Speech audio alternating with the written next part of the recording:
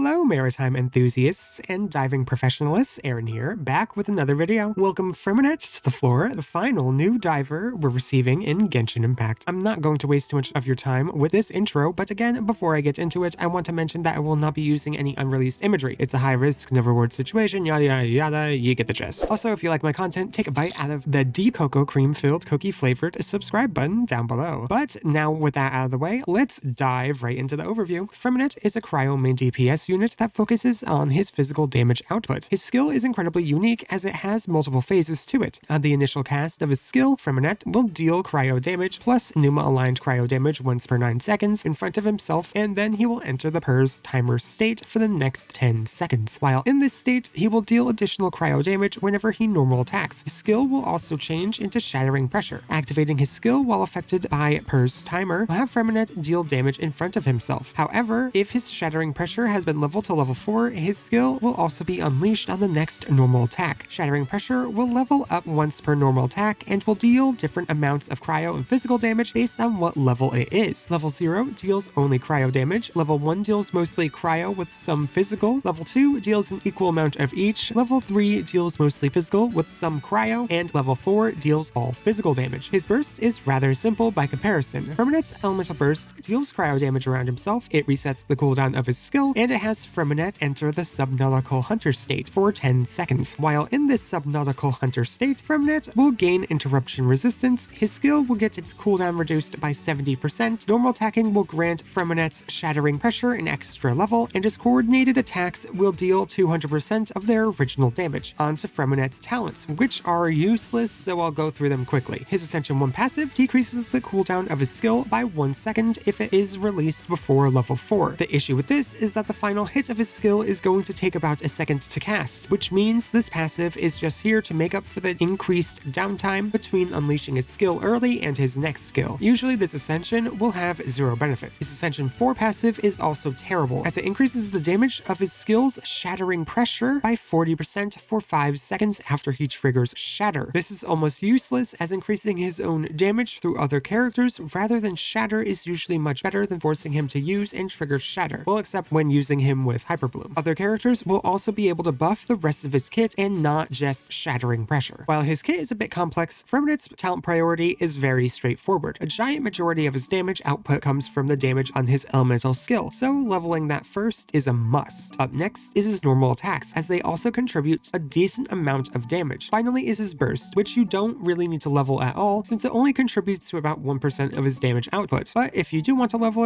it last. While his kit might have sounded a little overwhelming, you could think of him like other characters that have stims on their bursts, like Raiden, Ito, and Cyno. If you have experience with those units, you could probably figure that Freminet's combos are actually pretty simple in practice. Most of the time, using his skill, then burst, then normal attack until you need to reset your skill will be best. This is his most bread and butter combo and requires little effort for the most damage he can muster. Onto Freminet's Constellations, which almost all focus on his personal damage output. Freminet's C1 increases the crit rate of his Shattering Pressure by 15%. This does not include the coordinated attacks, the initial skill cast, nor the alignment damage. This is merely for the damage of his skill that changes elements, which ends up leading to a minor damage increase for Freminet. His C2 is a lot better though, as it helps his energy generation tremendously. With this constellation, he needs merely 4 energy recharge substats on the team to get his burst consistently. Due to the ability to build more into damage substats, this constellation leads to quite a decent damage increase, and in my opinion, it is his best constellation. Freminet's third constellation increases the level of his normal attacks. It's a pretty okay damage increase, but nothing to write home about. However, it does give him more damage to make his physical build the best build for him, as before this, using him as a full Shatter and Superconduct damage dealer was actually competitive with his full damage. I don't want to go into full details about that right now, because thinking that a full Shatter and Superconduct damage dealer would actually be perfectly fine below this constellation kind of makes me sad, so let's talk about his C4 instead. Freminet's 4th constellation grants him an attack percent boost if he triggers Shatter, Freeze, or Superconduct. This is very easy to do with him, so this leads to a passive 18% attack boost. However, this is not insane, as the damage increase he gets from this constellation is rather small. His C5 is one of his better constellations, as it increases his elemental skill level. The damage this constellation grants is rather minuscule, though better than most of his others. His 6th constellation is his second best constellation. It grants him 12% crit damage whenever he triggers Frozen, Shattered, or Super Superconduct up to a max of 36% crit damage. This constellation is just a good damage bonus, but that's all it is. It leads to his largest damage bonus, but considering his own damage output is very low, it's not going to be something that you should really care about. All around, Freminet's constellations suck. Most of his constellations offer only minor damage increases, which is not a good thing when his damage output is already incredibly low. I wouldn't recommend investing at all into Freminet, but if you are, I would recommend only his C6, since he's a rather C6 or bust sort of character. For artifacts, most of the time, you're going to be looking for physical damage sets in either a 4-piece Pale Flame or double 2-piece of physical damage bonus. However, on the lower end of his constellations, going for full elemental mastery with Gilded Dreams and using him as a Shatter and Superconduct DPS is not an outrageously terrible idea. Main stats for a physical build will consist of HP, attack percent, physical damage, and crit. Substats will consist of around 120% energy recharge or 150% when below C2. Then there's a solid crit ratio floating around 80% to 175% and attack percent to finish it off. For a full elemental mastery build, going for triple EM is usually best even at lower constellations. Then focus on getting the same energy recharge and focus on a crit ratio of about 50 to 100. Before I move on to the weapon options, I feel like now is the time to discuss the elemental mastery Freminet meme build. Is this Shatter Superconduct build actually good? Usually, no, not at all. Then why am I recommending it? Well, let's just take a look at the difference between Freminet's full damage build at each constellation and his elemental mastery build at each constellation. For this comparison, I'll be using the Snow-Tombed Star Silver since it is the weapon you all voted for, with a team of Mika, Xingqiu, and Fischl. On screen now are the numbers that pretty much just tell the whole story. Freminet's damage output is generally so low that going for full elemental mastery would not only be much easier to achieve, but would also come up with similar damage numbers to that of a full damage build. At C0, going for full EM would lead to a larger damage output than going for full damage. At C1, they are generally going to be on par with one another, and from C2 to C6, full damage takes the lead, but not by much. Well, at least until C5. At C2, the damage lead is so little that there's hardly a reason to switch over to full damage, making going for full EM still a valuable option until C3, where pure damage is just a better option. So while yes, Elemental Mastery Freminet is a meme build and should not really be taken seriously, it's still oddly and sadly decent, which hurts. Now with that's out of the way, we can move on to weapons. In terms of weapon options, Freminet does not have a lot. On screen now are his average damage numbers. In terms of damage output, his best weapons would be Skyward Pride, Beacon of the Reed Sea, Song of Broken Pines, Wolf's Gravestone, Snow-Tombed Star Silver, and then Tidal Shadow. Now Skyward Pride is a pretty weird weapon to be at the forefront for weapon options. The reason it's his best weapon is because his damage numbers are so low that buffing them in any way is usually less valuable than just giving him better scaling numbers. So while you may be looking toward the odd Skyward Pride for his weapon choices, if you are a free-to-play player, Snow-Tombed Star Silver will do just fine until you end up pulling Skyward on the weapon or standard banner. In the grand scheme of things, who you pair with Freminet will not matter because his damage is too low. Normally, most of the team's damage will come from your other teammates, so you're going to want to pair him with strong off-field characters like Xingqiu, Xiangling, Fischl, Nahida, Yelan, Yaimiko, or Shenhe. For pure physical, Shenhe, Fischl, and Zhongli will be his best pairings as they enable him to deal some moderate damage while still dealing some good damage from off-field. Then we have Aggravate Superconduct teams that work well especially with Nahida, Fischl, and Qiqi. This comp is also very safe with some great off-field damage dealers who will deal most of the team's damage, yes, even including Qiqi. This comp also works pretty well for EM Freminet if you decide to go that route. Then there's Hyperbloom, which will be his best comp because of the extra Hyperbloom damage while still offering all of the reactions that he needs for his base kit. Similarly to the last one, this comp also works pretty well with EM Freminet. There's also his Freeze Superconduct comp, which seems to be recommended for some reason. This is one of his worst comps by far though, as he offers little to the team despite this team being made specifically with him in mind. Other comps like Freeze, Shatter, Fridge, and Melt would rely on Shenhe, as she would be the one enabling Freminet due to her flat damage buff, which synergizes well with his cryo-coordinated attacks. Now onto the rating. Freminet's damage output is absolutely terrible. While it's not Mika or Baizhu level, it's still not good at all, as it's some of the lowest in the game and requires multiple buffs from other teammates to be even below useful. So I'll have to give him a 1 out of 5 here. His application is pretty good though. It has a sizable AoE and can be applied multiple times. It's nothing to write home about though, and instead leads to a pretty average elemental application, earning him a 2.5 out of 5 stars. Going back to the negatives, Freminet offers no offensive utility at all. Even his normal cryo application is not enough to enable anyone else's damage, earning him a 0 out of 5. Freminet's battery potential is actually pretty decent though. The only downside is that it requires him to be consistently on field, which is a pretty big detriment. So I will have to give him a 2 out of 5 here. In terms of defensive utility, he has interruption resistance. That's all though, which nets him a 0.5 out of 5 stars. Finally, there's flexibility and versatility. While he can be used in a good amount of comps, that's specifically because he does not matter to those comps. Instead, if you focus your efforts around him, you'll find that he has maybe 3 comps in the entire game that he can fit into. Considering this, plus the fact that he's only usable on field, earns him a 1 out of 5 here. All around, Freminet is a very bad unit. He offers little to the team in terms of everything, with nothing to make up for it. So I'm going to have to give him a 1 out of 5, which is the lowest I have ever rated a character since starting the scoring process. In my opinion, Freminet deserves it though, as unlike his siblings, his own personal performance is rather terrible. But with that done, now I have to ask, what do you all think about Freminet? Do you think I was too harsh? Do you think I missed something with this kit? Do you intend to build him? How so? Tell me your thoughts in the comments down below. But with that, I will skedaddle. Thank you all so much for watching, and I hope to see you all next time. Bye bye!